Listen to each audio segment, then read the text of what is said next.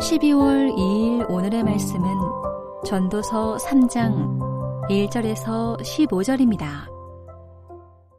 범사에 기한이 있고 천하 만사가 다 때가 있나니 날 때가 있고 죽을 때가 있으며 심을 때가 있고 심은 것을 뽑을 때가 있으며 죽일 때가 있고 치료할 때가 있으며 헐 때가 있고 세울 때가 있으며 울 때가 있고 웃을 때가 있으며 슬퍼할 때가 있고 춤출 때가 있으며 돌을 던져 버릴 때가 있고 돌을 거둘 때가 있으며 안을 때가 있고 앉는 일을 멀리할 때가 있으며 찾을 때가 있고 잃을 때가 있으며 지킬 때가 있고 버릴 때가 있으며 찢을 때가 있고 꿰맬 때가 있으며 잠잠할 때가 있고 말할 때가 있으며 사랑할 때가 있고 미워할 때가 있으며 전쟁할 때가 있고 평화할 때가 있느니라. 일하는 자가 그의 수고로 말미암아 무슨 이익이 있으랴. 하나님이 인생들에게 노고를 주사 애쓰게 하신 것을 내가 보았노라. 하나님이 모든 것을 지으시되 때를 따라 아름답게 하셨고 또 사람들에게는 영혼을 사모하는 마음을 주셨느니라. 그러나 하나님이 하시는 일의 시종을 사람으로 측량할 수 없게 하셨도다. 사람들이 사는 동안에 기뻐하며 선을 행하는 것보다 더 나은 것이 없는 줄을 내가 알았고 사람마다 먹고 마시는 것과 수고함으로 낙을 누리는 그것이 하나님의 선물인 줄도 또한 알았도다. 하나님께서 행하시는 모든 것은 영원히 있을 것이라. 그 위에 더할 수도 없고 그것에서 덜할 수도 없나니 하나님이 이같이 행하심은 사람들이 그의 앞에서 경외하게 하려 하심인 줄을 내가 알았도다. 이제 있는 것이 옛적에 있었고 장래에 있을 것도 옛적에 있었나니 하나님은 이미 지난 것을 다시 찾으시느니라. 금요일 새벽 주의 말씀 앞에 나오신 여러분을 환영하고 축복합니다. 어르신들이 자주 젊은이들에게 하시는 말씀 중에 다 때가 있다라는 말씀이 있습니다. 아무리 길을 쓰고 일을 해도 일이 안 되는 때가 있고 별로 힘쓰지 않았는데 일이 되는 때가 있다는 사실을 인생을 쭉 살아오면서 경험하셨기 때문에 하신 말씀들입니다. 오늘 우리가 함께 읽은 이 전도서의 저자도 똑같은 이야기를 합니다. 범사에 기한이 있고 천하 만사가 다 때가 있나니. 모든 일이 때가 있다고 입을 연 저자는 날 때와 죽을 때를 시작으로 전쟁할 때와 평화할 때까지 총 14개의 짝을 이루는 때에 대해서 나열을 합니다. 그런데 물론 이 때는 우연히 발생하는 때가 아닙니다. 11절에 기록된 바대로 이 때는 하나님께서 지으신 때입니다. 다시 말해 하나님의 주권적인 다스리심으로 말미암아 모든 때가 일어난다는 것입니다. 이런 이유로 인해서 생기는 인생들의 외침을 전도자는 다음과 같이 말합니다. 9절과 10절입니다. 일하는 자가 그의 수고로 말미암아 무슨 이익이 있으랴. 결국 하나님이 인생들에게 노고를 주사 애쓰게 하신 것이 아닌가. 전도자는 인생들을 대신해서 지금 다음과 같이 묻는 것입니다. 하나님께서 만사를 때를 따라 정하셨고 하나님의 주권을 따라 때를 주신다면 우리 인간의 수고의 가치는 무엇인가? 그저 단지 창조주께서 인생들에게 고생하며 살게 하신 것밖에 더 나은, 더 의미 있는 것이 무엇이 있는가? 사실 이것이 오늘날도 인생들이 던지는 질문입니다. A를 심으면 B가 나올 것이라고 기대하면서 열심히 일을 하였는데 A를 심어도 B가 나오는 것이 아니라 C가 나오는 것이 부지기수인 것이 인생입니다. 어떤 사람은 죽을 듯이 고생을 하는데도 그에 합당한 열매를 거두기가 너무 어려운데 어떤 사람은 별 노력도 하지 않았는데 분에 차고 넘치는 열매를 거두는 것, 그것을 우리는 인생에서 많이 보지 않습니까? 그렇다면 도대체 내가 사람으로 존재하며 하루하루 사는 의미는 무엇이며 노력해야 할 이유는 또한 무엇이고 애쓰며 무엇인가를 해야 할 가치는 어디에 있는 것입니까? 왜 이렇게 고생하며 살아야 하냐? 인생이 수고가 끝이 없냐? 그런 말입니다. 바로 이러한 인생들의 질문에 대해 전도자는 두 가지 답을 제시합니다. 11절입니다. 하나님이 모든 것을 지으시되 때를 따라 아름답게 하셨고 또 사람들에게는 영혼을 사모하는 마음을 주셨느니라. 왜 인생들이 이렇게 고생하며 끝없이 수고하며 인생을 살아야 합니까? 우리 눈에 보기에는 내가 하는 모든 일들이 그에 합당한 보상을 받지 못하는 것 같고 도대체 무슨 의미가 있는가 싶지만 하나님께서는 때에 맞게 모든 일을 아름답게 만드시기 때문입니다. 주목해야 할 것은 이것입니다. 지금 누가 보기에 아름답게 하시는 것입니까? 완전하신 하나님, 창조주 하나님께서 보시기에, 하나님의 눈에 보이시기에 아름답게 만드시는 것입니다. 비록 내가 한 수고를 생각하고 내가 쏟아부은 노력을 생각하면 내 생각에는 일이 이렇게 진행되고 결과가 저렇게 맺어져야 아름다운 것으로 보이는데 그것은 수많은 결핍과 왜곡에 쌓여있는 우리의 수준에서의 판단일 뿐이지. 하나님께서는 당신의 계획에 따라, 당신의 뜻에 따라, 당신이 보시기에 아름답게 만드신다는 것입니다. 우리가 보기에 의미 없어 보이는 것도 하나님께서는 하나님의 뜻을 이루는 일로 사용하여 주신다는 것입니다. 다른 말로 하자면 하나님의 섭리 가운데 인생의 수고를 사용하셔서 하나님의 일을 이루신다는 것입니다. 그러니 어찌 인생에 수고가 없을 수 있겠습니까? 하나님께서는 인생들의 그 수고를 쓰셔서 고귀하신 하나님의 뜻을 이루어 가시는 것입니다.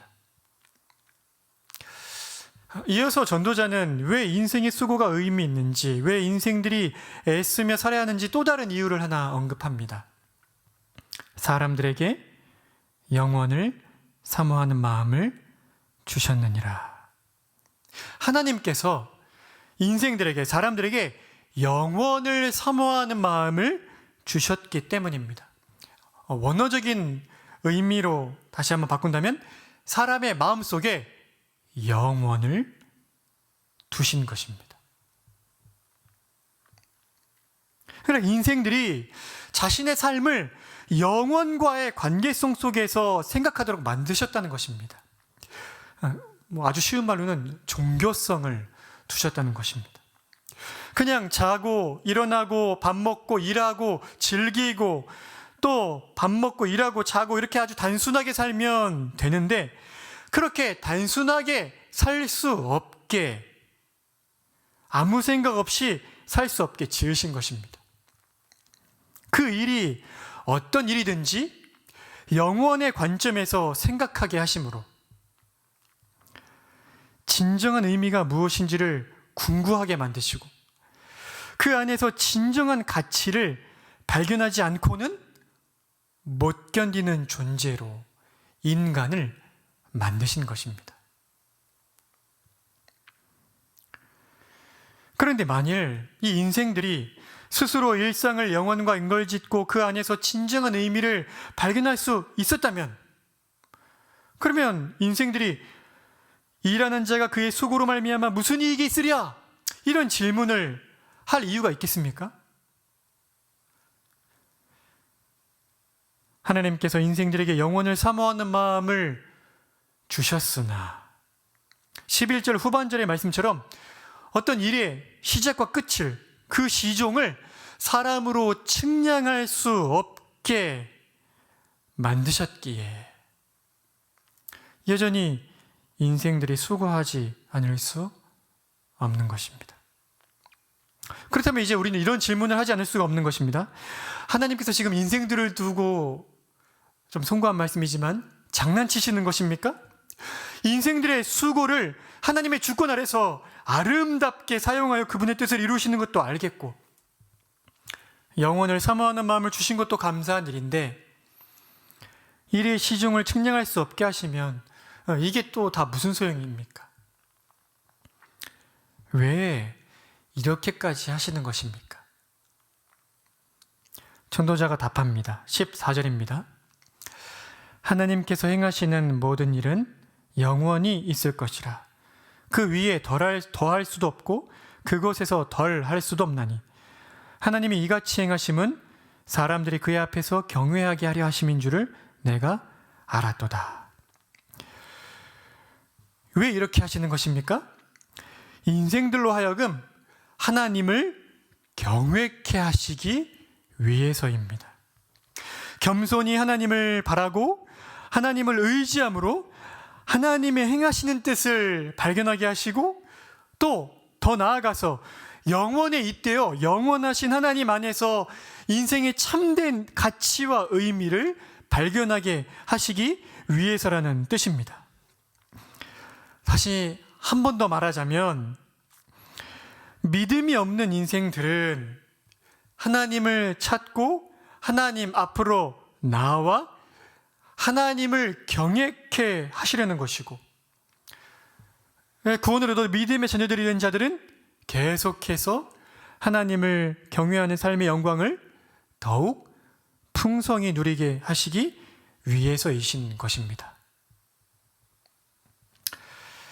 이제 말씀을 맺고자 합니다. 주 안에 사랑하는 성도 여러분, 혹시 요즘 삶의 고단함 속에서 파묻혀 왜 나만 이렇게 고생해야 하는 거지? 난 왜 이렇게 살아야 하는 거야? 다른 사람은 이렇게 고생하지 않고도 잘 사는 것 같은데 왜 내 인생에는 이 수고가 끝이 없는 거야? 이렇게 생각 드시는 분이 계십니까? 그렇다면 지금 만사를 다 접고 하던 일을 잠시 멈추고 하나님 앞으로, 하나님의 말씀 앞으로 예배의 자리로 나와 다시금 하나님을 향한 경외의 심령을 회복하셔야 할 때입니다. 하나님 앞에 나와 내 인생의 의미가 무엇인지, 왜 하나님이 나에게 이 수고스러운 삶을 허락하시는지, 나의 하루하루 지치도록 반복되는 이 일상이 도대체 어떻게 해야 의미 있고 가치 있어지는지 다시금 하나님을 바라보고 하나님의 말씀을 듣고 하나님을 향한 경외의 심령을 회복해야만 여러분의 인생의 가치가 무엇인지, 그 수고의 의미가 무엇인지를 발견하게 될 것이기 때문입니다. 주 안에 사랑하는 성도 여러분, 온 천지 만물을 지으시고 보존하시고 통치하시는, 그리고 모든 만물을 자신의 영광스러운 뜻을 이루기 위하여 섭리로 다스리시는 그 하나님께서 보잘것없는 것 같은 우리의 일상도 아름답게 만드시고 하나님의 영광스러운 뜻을 이루시는 일에 사용하고 계시고, 또 우리 안에 영원을, 그 영원하신 하나님을 사모하는 마음을 주셔서 우리를 하여금 참된 가치와 인생의 의미를 끊임없이 찾도록 만드셨습니다. 그러니 오늘 하루도 하나님을 경외함으로 하나님 앞에서 하나님이 아름답게 하시는 그때의 은혜를 누리시는 여러분 되시기를 간곡히 부탁을 드립니다. 함께 기도하시겠습니다. 자비와 긍휼이 풍성하신 아버지 하나님,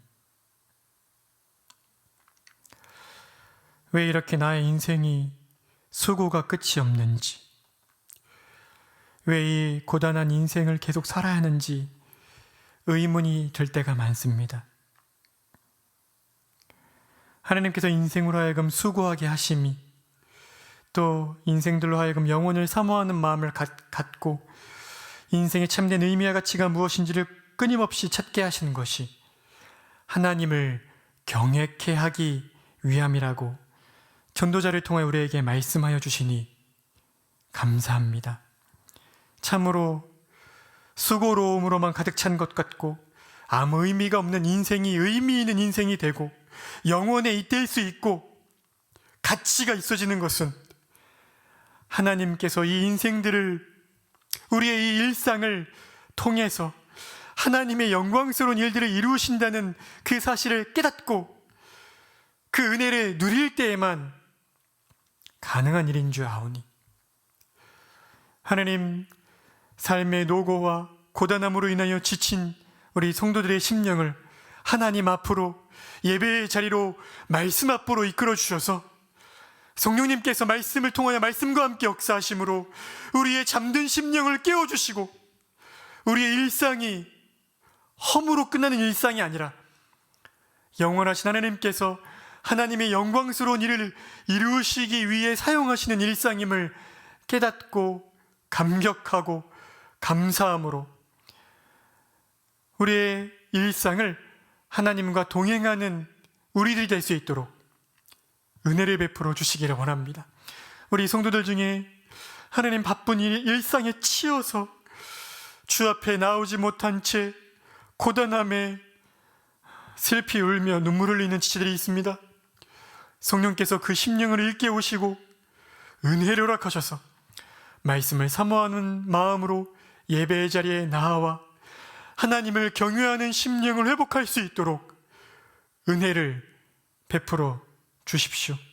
오늘 하루도 하나님을 경외함으로 살 수 있도록 은혜 주시기를 원하고, 오늘 저녁에 있는 금요기도에 나아와 하나님을 향한 뜨거운 경외의 심령이 우리 가운데 회복될 수 있도록 말씀으로 은혜 주시기를 원하며 예수 그리스도의 이름으로 기도드립니다. 아멘. 하늘에 계신 우리 아버지여, 이름이 거룩히 여김을 받으시오며 나라가 임하시오며 뜻이 하늘에서 이루어진 것 같이 땅에서도 이루어지이다. 오늘 우리에게 일용할 양식을 주시옵고 우리가 우리에게 죄 지은 자를 사하여 준 것 같이 우리 죄를 사하여 주시옵고 우리를 시험에 들게 하지 마시옵고 다만 악에서 구하시옵소서. 나라와 권세와 영광이 아버지께 영원히 있사옵나이다. 아멘.